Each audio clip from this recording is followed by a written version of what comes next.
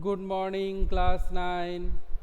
हम लोग माटी वाली पाठ को पढ़ रहे हैं, तो चलिए आगे बढ़ते हैं।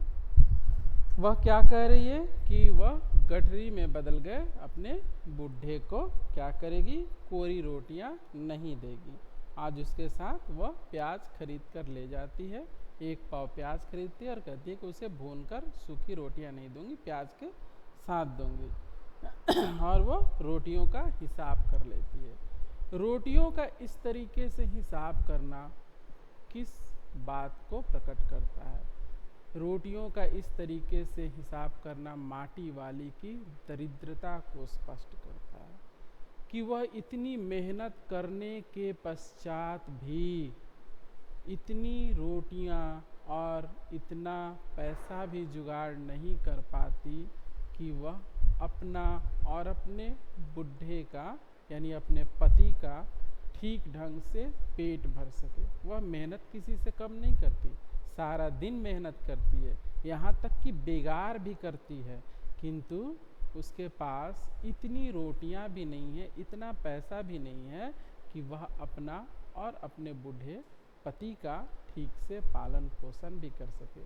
तो उसकी रोटियों का हिसाब लगाना उसकी दरिद्रता, उसकी गरीबी की हमें गवाही देता है। उससे हमें उसकी दरिद्र अवस्था का, उसकी भयानक गरीबी का पता चलता है। उसके बूढ़े को अब रोटी की कोई ज़रूरत नहीं रह गई है। क्यों? अब उसे ज़्यादा पछता नहीं। वह जब घर जाती है, घर पहुंचती है, तो क्या करती है, देखती क्या है कि अब ज़रूरत नहीं रह गई है। माटी वाली के पाँव की आहट सुनकर हमेशा की तरह आज वह चौंका नहीं। पहले जब माटी वाली घर पहुंचती थी तो बूढ़ा, उसका पति क्या होता था, वह चौंक कर उसे देखने लगता था, दरवाजे की तरफ ताकने लगता था कि मेरी बुढ़िया यानी मेरी पत्नी आ गई है, अब मुझे भोजन प्राप्त होगा। उसने अपनी नजरें उसकी ओर नहीं घुमाई। घबराई हुई माटी वाली ने उसे छूकर देखा, उसे स्पर्श किया। वह अपनी माटी को छोड़कर जा चुका था। हम लोग क्या देखते हैं कि आज उसके शरीर में कोई हलचल नहीं थी।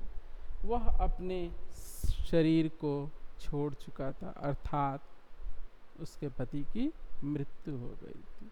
वह अपनी इस माटी अर्थात इस शरीर को छोड़कर पुनः परमात्मा के पास चला गया था।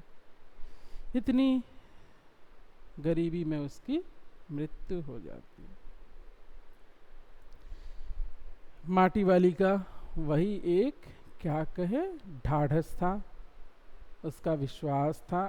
उसी के लिए वह इतना मेहनत भी करती थी, फिर भी उसको वह ठीक से नहीं खिला पाती थी। आज वह नहीं रहा। टिहरी बांध पुनर्वास के साहब ने उससे पूछा कि वह रहती कहाँ है, वह कहाँ रहती है। जो पुनर्वास अधिकारी था उसने पूछा कि तुम कहाँ रहती हो। तुम तहसील से अपने घर का प्रमाण पत्र ले आना कि तुम जहाँ रहती हो, जो तुम्हारा घर है, उसका प्रमाण पत्र ले आना, क्योंकि बिना प्रमाण पत्र के हम जिंदा हैं कि मर गए हैं इसकी किसी को कोई परवाह नहीं। सरकार के घर में अगर आपको कुछ पाना है तो सबसे पहले तो आपको यह साबित करना पड़ेगा कि आप जीवित हैं, आप यहाँ के रहने वाले हैं। माटी वाली कहती है, मेरी जिंदगी तो इस शहर के तमाम घरों में माटी देते गुजर गई साहब। कि मेरा सारा जीवन तो इस टिहरी शहर के घर घर में माटी पहुंचाते पहुंचाते ही गुजर गया। मैं प्रमाण पत्र कहाँ से लाऊं? माटी कहाँ से लाती हो? पुनर्वास अधिकारी ने उससे पूछा कि तुम माटी कहाँ से लाती हो? माटा खान से साहब। वह माटा खान चढ़िए तेरे नाम, यानी वह जहाँ से तू माटी लाती है, लोगों के घरों में देती है, वह माटा खान तेरे नाम पर है? और अगर है तो हम तेरा नाम लिख देते हैं। अगर वह माटा खान तेरे नाम पर है, उसका कागज है तेरे पास, तो दे, मैं तेरा नाम लिख दूंगा, जिससे सरकार से तुझे मुआवजा मिल जाएगा। माटा खान तो मेरी रोजी है साहब, जिससे मैं भोजन करती हूँ, 2 वक्त का ना सही, 1 वक्त का सही, उसी से मुझे भोजन मिलता है, उस माटा खान से। बुढ़िया हमें जमीन का कागज चाहिए, रोटी का नहीं। कितनी निर्मम स्थिति, निर्दयतापूर्ण स्थिति आप यहाँ पर देख सकते हैं। वह भी क्या कर सकता है, जो पुनर्वास अधिकारी है वह भी क्या कर सकता है, उसके हाथ भी तो बंधे हुए हैं, वह अपने से ऊपर वालों को उसे जवाब देना है।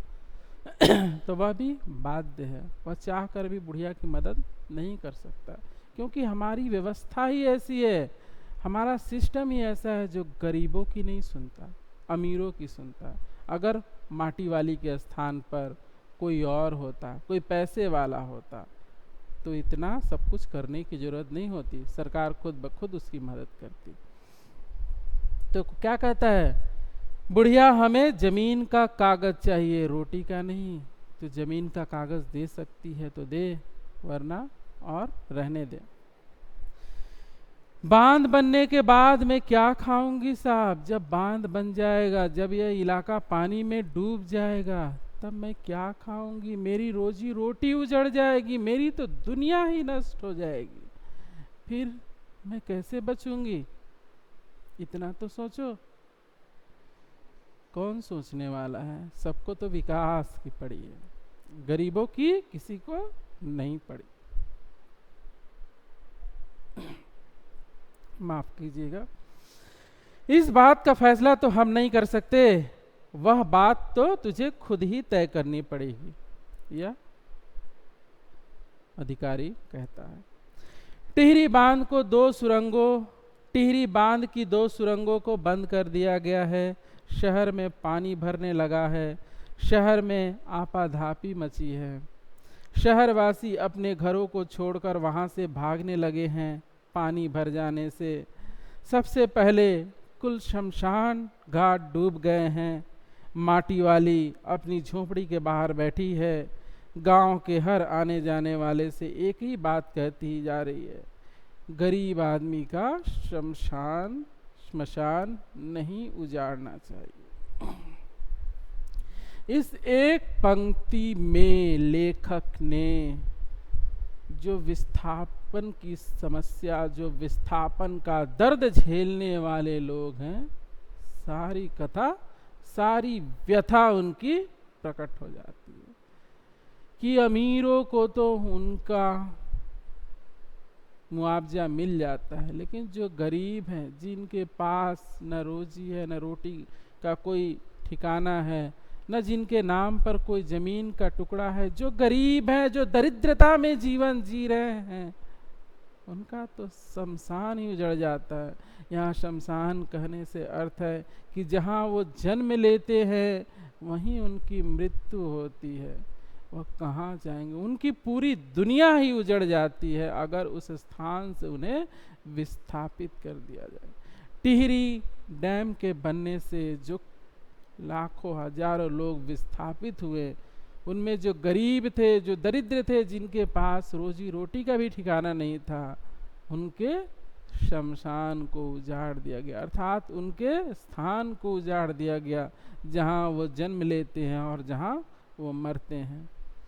तो यहाँ हम क्या देखते हैं, इस कहानी में जो विस्थापन का जो दंश झेलने वाले हैं, जो पीड़ा सहने वाले हैं, उनकी भयावह स्थिति को स्वर दिया है विद्यासागर नौटियाल ने।